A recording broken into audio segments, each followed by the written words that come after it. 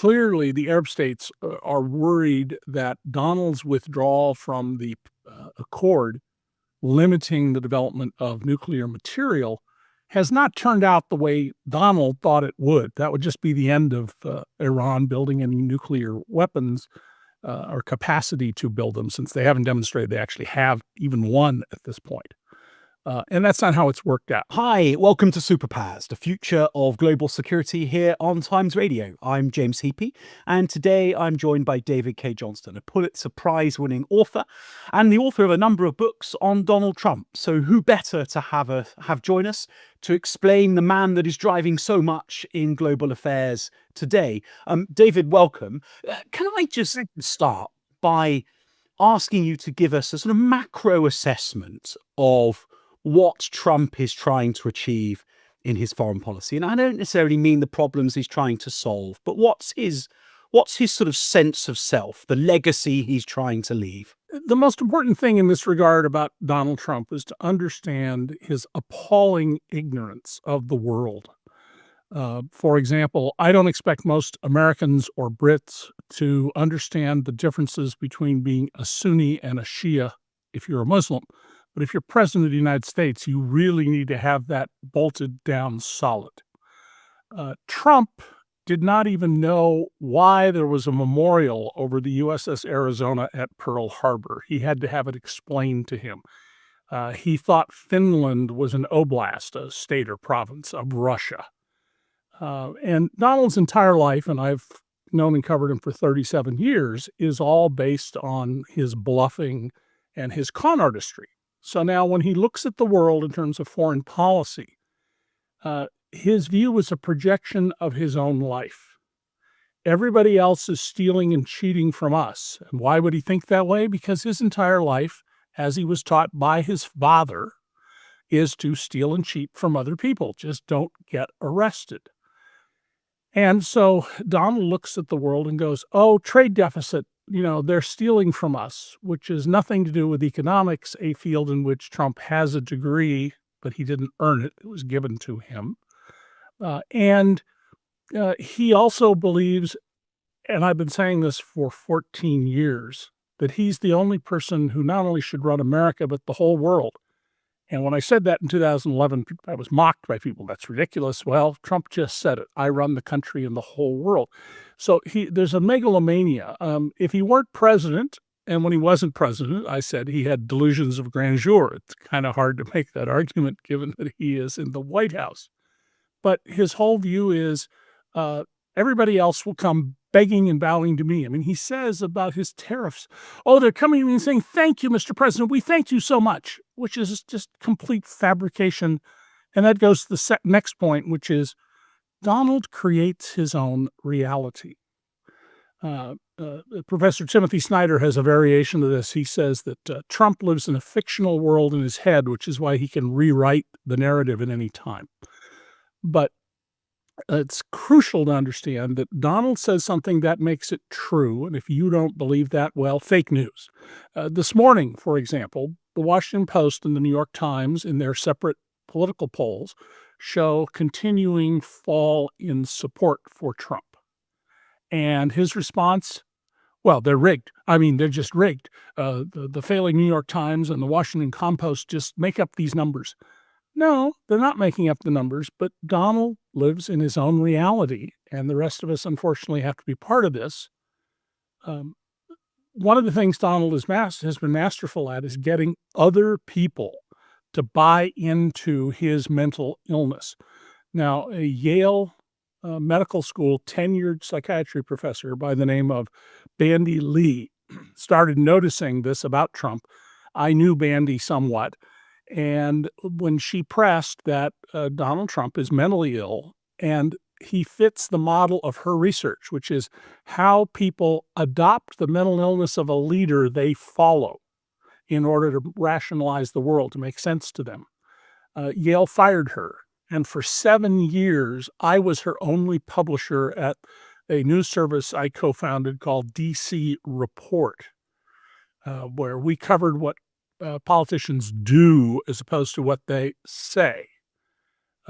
and despite the name, had no reporter in Washington. We covered, the paperwork and the announcements and the regulatory filings and things like that. But for 7 years, no one would publish Bandy Lee except DC Report. Now she's back in fashion with the mainstream news organizations I used to work for, like the New York Times. Of course, Trump and his administration would argue that he has been given a clean bill of health. Is he sprinting right now because he knows that he's only got another 18 months of absolute power, and thereafter he won't be able to do everything he's doing at the moment? Well, I caution on your otherwise very good points, only that Donald is not a strategic thinker. So in military terms, he might be able to think at the level of a sergeant. I was assigned to, take this piece of real estate and I'll come up with the tactics to do it. But he would not see the larger strategy, because Donald's not a strategist. But Donald is aware when he is, in his view, being cornered or attacked. And then his very well-developed feral instincts come out. So he's like a cornered animal when things get worse. He absolutely believes he has absolute power. During the first administration, he said, I have an Article 2, referring to the presidential section of the U.S. Constitution. I have an Article 2 that says I can do anything I want. It doesn't say anything like that. It basically says the president is the errand boy of Congress who carries out its orders. Oh, and he's a commander-in-chief of the military. And so Trump certainly recognizes that there are forces arrayed against him.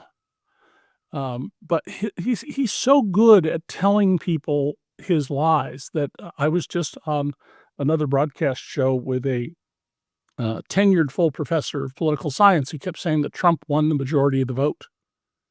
No, he won 49.5%, and he kept saying he had a mandate. No, he had one of the narrowest margins of victory in the history of the country, 1.5 percentage points. And had voter turnout not fallen, as it did, by more than 3 million votes, if you count population growth, you could argue 5 or 6 million, he probably would not have gotten a plurality. So Trump looks at these things and he understands them, but he really believes if you stand in his way on anything, you're illegitimate. And this goes all the way back to when he was a young man.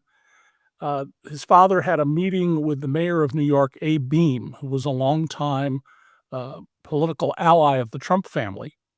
And the father wanted to take a project, what became the Grand Hyatt Hotel in New York, and move it from his name to Donald's to create the appearance this was Donald's in his 20s first big project.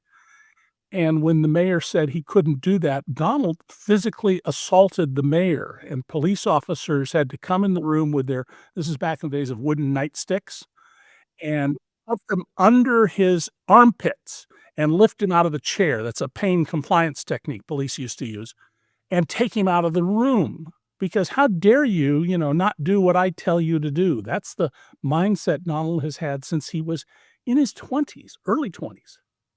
So you make just as an aside, you make me shudder a little in denying him a majority of the vote on the basis that there was a chunk of the population that didn't vote. That was a refrain that was often used by the Remain side of the Brexit debate here in the UK, who tried to say that the result wasn't 52-48 because they had assumed that everybody who didn't vote would have voted Remain. And I always think it's quite dangerous to try and transpose non-voters onto a expression of democratic will. James, that is a very, very good point. We don't know. We will know in time. Political scientists are doing work on what went on in the election, as they do every 4 years.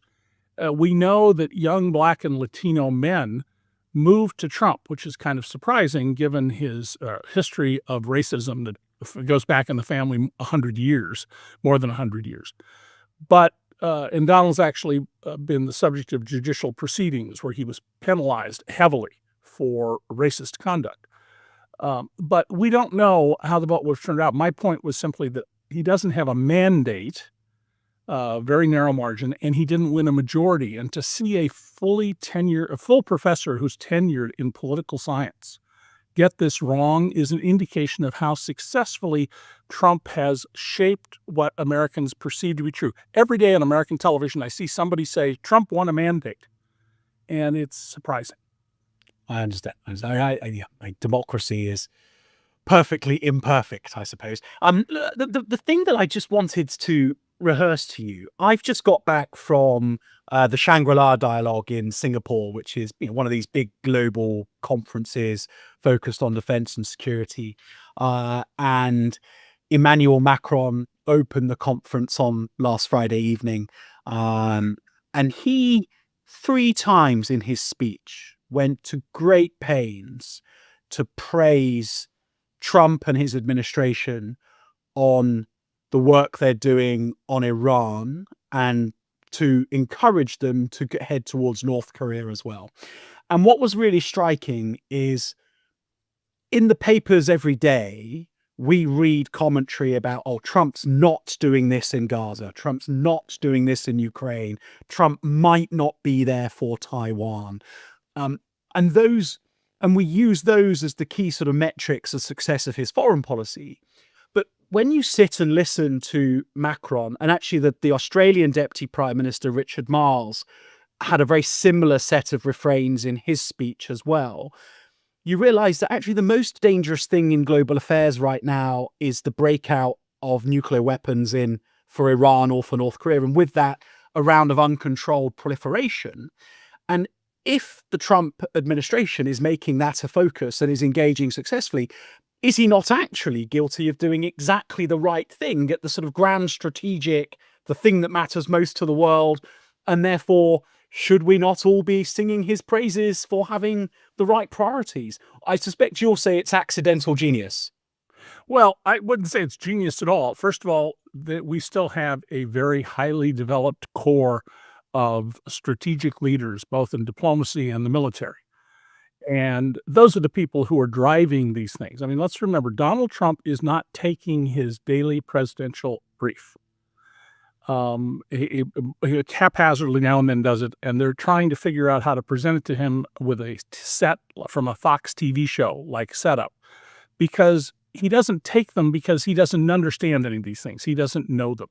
He doesn't know, for example, the basis of China's view that it should get back the island of Formosa, it should control Tibet, that China believes building artificial islands in the Spratly Islands area are all legitimate. And it's people around him who are doing these things. Now, Trump is very clear that he sees Iran as a major problem, and he said that long before he got to the White House. I would argue that the U.S. managed to take the most sophisticated country in the Middle East and drive it into partnership with its enemy of 1,000 years, the Russians, through mismanagement that went back to overthrowing Mossadegh in 1954 and subsequent events. But on a grand strategic level, Trump just doesn't have the knowledge. It's the people around him. We need to pay absolutely close attention to nuclear weapons, including non-state actors getting access to fissile materials. We need to recognize that China's expansionism is a major threat. But remember also that the government in Beijing thinks like the Catholic Church. They don't think as Americans do in terms of 90-day results, 2-year elections, 4-year elections. The view of China is, we're here forever. We will get Taiwan back under our fold sooner or later. A lot of what they're doing at the moment, running warships around, harassing fishermen, that's not warfare. That's just reminding the people in Taiwan you need to adjust because the future is going to be different than it is today. And much more concern, in my view, is dictator Kim in North Korea, who is someone in possession of absolute power and who Donald says he admires for that reason. And as Vladimir Putin's economy and military are continually degraded by these very creative war tactics and strategy of the Ukrainians. 500 years from now, war colleges are all going to be teaching what the Ukrainians did and how they did it. One has to worry about Putin and his position and whether he might do something rash, field tactical nuclear weapon, that is a small nuclear weapon, to make a point.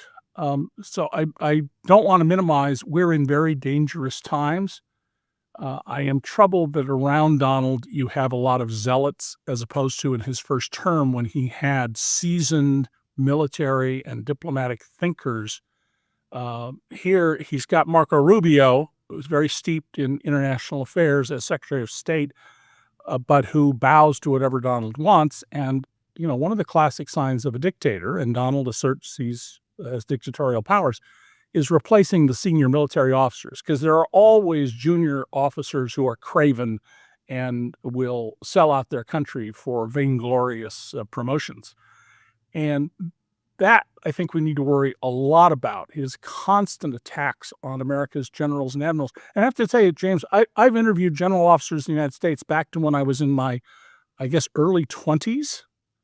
Oldest one I can remember, I was about 20 years old. I have met many general officers I thought were just horrible human beings, didn't want to have anything to do with them. But I have never walked away from an interview with a general officer of the United States military where I went, how did that idiot get into that position? We do a very good job of selection and promotion of military officers based on demonstrated competence and resiliency. I was in Washington a few weeks ago, and various people explained to me that, again, and I thought this was an analysis of Trump that is more complimentary than what you normally hear, but that within the administration, as you say, there are zealots, there are Russia hawks, although Mike Waltz was, ostracized as a consequence, but apparently there are some others. There are Iran hawks and there are China hawks. And then there are the sort of Tucker Carlson isolationists, almost to the point of pacifists. And that Trump sits over a White House that is slightly discordant, therefore, over foreign policy, because those three groups of hawks, the Venn diagram hardly overlaps really at all. And then the sort of Tucker Carlson isolationism is evident in some very senior parts of the administration as well.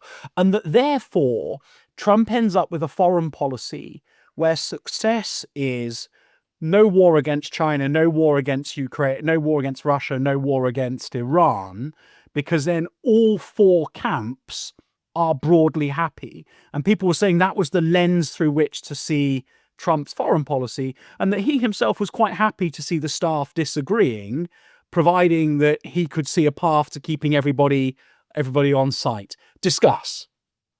That's a really good analysis, James. That's very good. Donald very clearly recognizes that if we get into a significant land war, it's a real problem for his administration, because he promised there aren't going to be any wars. So there's a real problem there.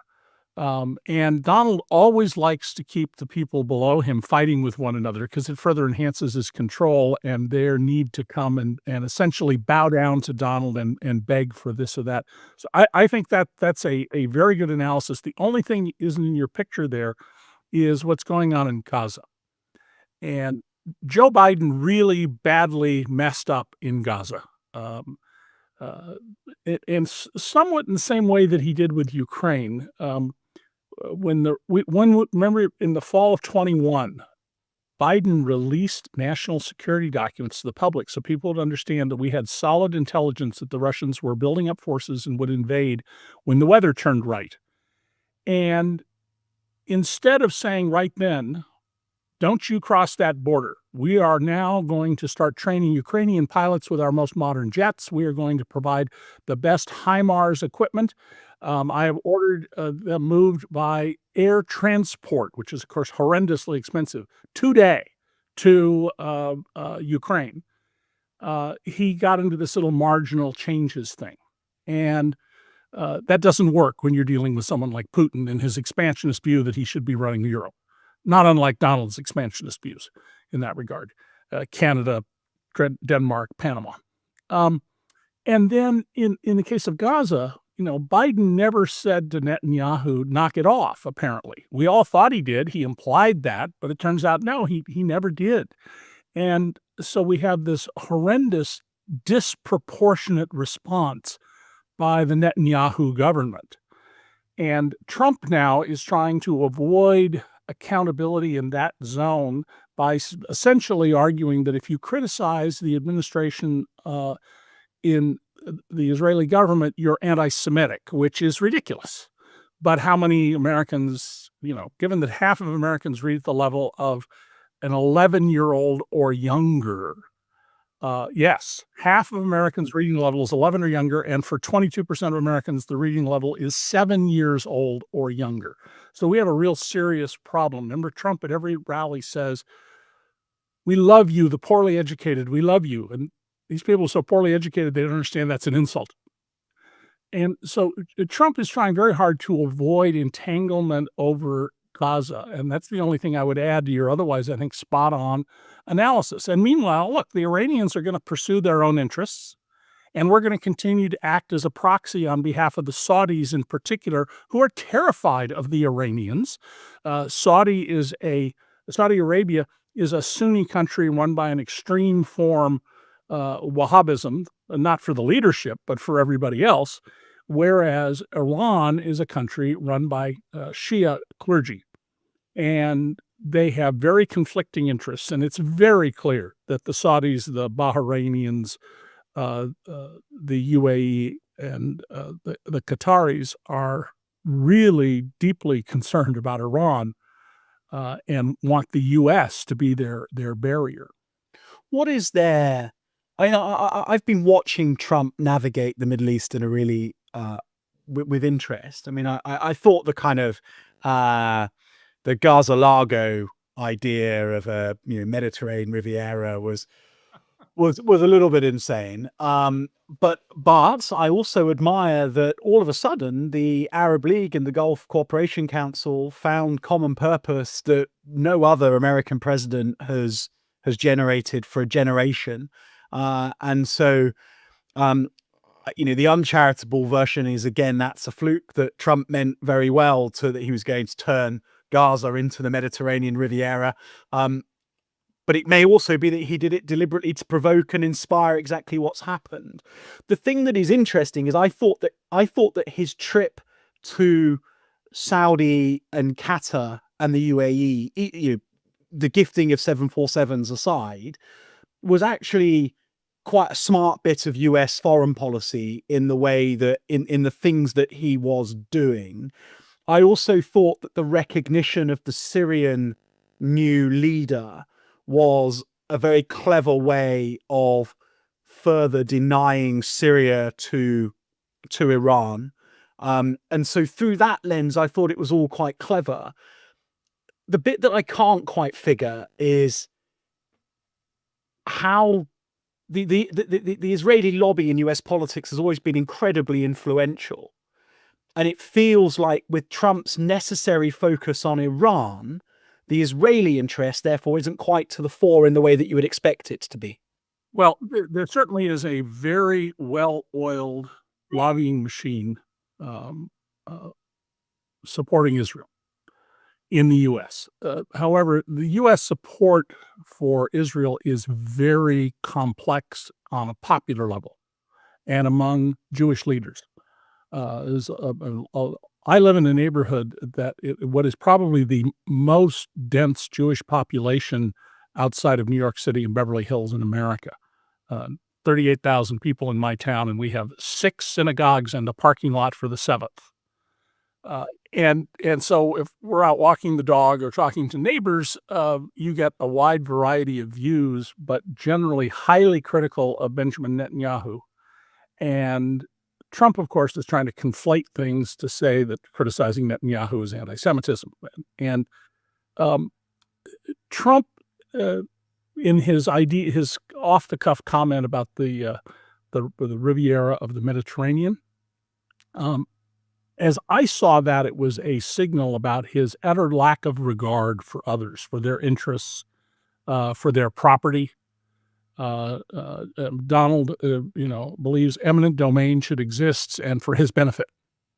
And he's done this throughout his career and been very annoyed when he's had to pay super premium prices for some little piece of property to put together a project, not recognizing the market nature of those transactions. I think you're absolutely correct, though, that he has managed to get the Arab states, who generally squabble among themselves a lot, to be somewhat unified. I also think they all recognize that the key to Donald is flattery and seeming support. You may be cutting him off at the ankles, but if you appear to be, "Oh, thank you, dear leader," you get a whole different set of responses. And the other Arab states clearly, the Arab states are worried that Donald's withdrawal from the accord limiting the development of nuclear material has not turned out the way Donald thought it would. That would just be the end of Iran building any nuclear weapons or capacity to build them, since they haven't demonstrated they actually have even one at this point. And that's not how it's worked out. And the Iranians have been very smart about this. They buried their locations very deeply in the ground. Bunker buster bombs, if we were to use them, are not going to be effective based on the reading I've been doing in military papers. Very complex situation there. And remember that Donald always has his hand out. I mean, one of the defining things about Donald Trump's presidency, the first term, my third book in my Trump trilogy was called The Big Cheat: How Donald Trump Enriched Himself and His Family. And now you're seeing, the investments in Jared Kushner and Ivanka Trump's business against all advice by other people, the proposals for new Trump properties, the huge purchases, not just in the Middle East, but also companies in China with no employees and no revenue of his cryptocurrency. These are all ways to put money in Trump's pocket. And one thing you can reliably know about Donald Trump is if you put money in his pocket, significant amounts of money, he likes you. He loves you. He will move heaven and earth for you on the expectation you'll give him more. Well, that segues very nicely. We've been soaring with the geostrategic eagles, but there's been some big developments on the sort of personality front in the Trump court over the last few weeks, which I can't resist asking you about. Musk gave Trump hundreds of millions of dollars, but the wheels seem to be coming off that friendship pretty rapidly. What's going to happen next? Well, I think what happened here, to understand, is Elon Musk was given free rein to run through the government, and there may well be hidden financial relationships between Musk and Trump. Trump refuses to file his legally required Office of Government Ethics statement listing all his assets and liabilities and income. And one has to wonder, why? I mean, the ones he filed in the past had lots of fictions in them. But why is he refusing outright to do this? And remember that he owes over $600 million in 2 civil court cases he's appealing. So it could well be that Trump, somewhere in the background, has a guarantee to pay these from Elon Musk. Musk came in with this fictional government agency. There is no Doge in the law. And the first thing he did virtually was to fire the inspectors general who were looking into his violations of his government contracts. He removed lawyers and contracting officers and other people who were meddlesome in his huge military-related, communications-related, and other contracts. He then told Trump who he wanted to run NASA, the National Aeronautics and Space Administration, where his SpaceX gets many billions of dollars. And Donald instead went with a different person. And when Elon Musk realized he wasn't going to be in control of who would be his paymaster at NASA, that's when the relationship started to come apart. What we've seen since then is 2 grown men who on the inside are 13-year-old boys. I've often described Donald's life as the nightmare version of Groundhog Day, where you have to relive the same day 10,000 times, but it's a nightmare because Donald's trapped emotionally in being a 13-year-old boy. Just listen to how he talks about women, and you can see how immature he is in this regard. And Musk, who grew up a prince who could do no wrong, effectively a South African prince, he has this same narcissism that Donald does. And so once this came apart and they began attacking each other, it's going to expose the paved over or painted over fissures in the Republican Party, particularly the U.S. Senate. And the bit that I find very interesting is that normally at the first, and you said it earlier on, Trump has a great instinct for knowing when he's being attacked, and he sort of comes out swinging. And yet with Musk, since he started attacking the big beautiful bill, and he said things that are even more inflammatory in the last 48 hours, and yet the White House are incredibly conciliatory, which stands as an anomaly in terms of their normal tactics. Right. Well, that's one of the reasons I think that there's some financial relationship that we're not seeing with Musk or some other secret out there. The big bomb Musk dropped was to say that Donald Trump is in the Epstein files.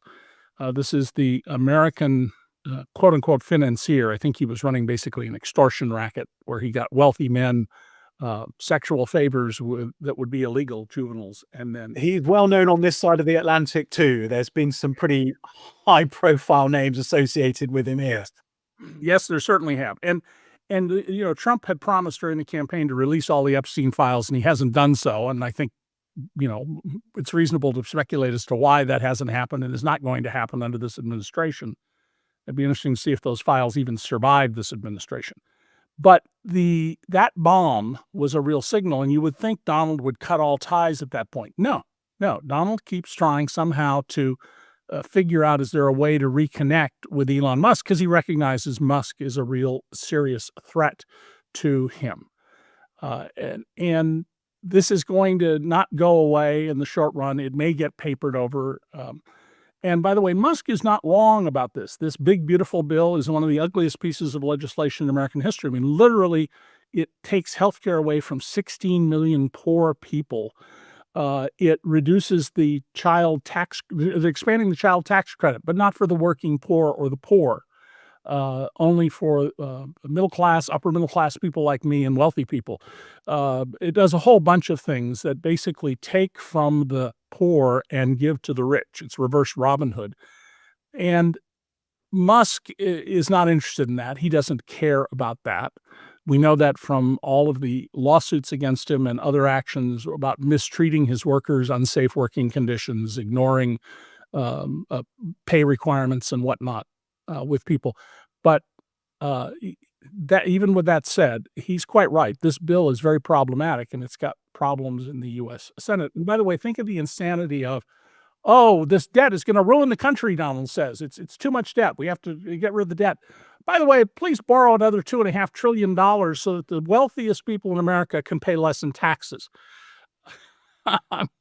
It is, well, I'm laughing, but it's really sad and tragic. Yes. I mean, look, it's a cautionary tale that the populists all over the liberal democratic West are doing very well in opinion polls, but the reality is that that sort of populism is very hard to deliver when you actually have the finances of a nation in your hands.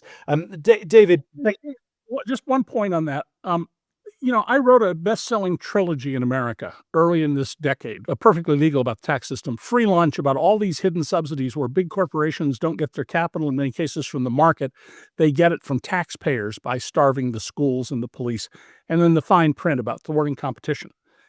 The reason we're seeing this rejection of democracy, not just in the U.S., but in other countries, some of which have brief histories of democracy, some long, is this creation of economic systems that ensure the very wealthy will get richer and richer and richer, and do it by taking from children, the disabled, the elderly, the sick, from people who can't fight back. And so naturally, people are going to say, this isn't working. That's how Hitler rose to power. When people realized, I have no control over my economic life anymore, you need someone. And Donald comes along and says, I alone can save you. And America's internet is filled with images of him as God or godlike on this claim that he alone can save people. And the real problem is the system, the campaign finance system, which makes, as I've interviewed more than 100 members of Congress and the Senate about this, Your real constituency are your donors. That's a very narrow class of very wealthy people. It's not the people you were elected by. And until we get a handle on this, we recognize that the purpose of government is not to take from those with less to give to those who already have more than enough. We're going to continue to see a weakening of support for democratic values. David, it's a cautionary note on which to part, but thank you so much for sharing so many really interesting insights into Donald Trump and thoughts on the way the world's going. I've really enjoyed talking to you. David K. Johnson. Well, thank you. David K. Johnson, Pulitzer Award-winning author on Trump and on the failures of liberal Western democratic economies. I will be on my way to buy his books immediately after we have finished recording.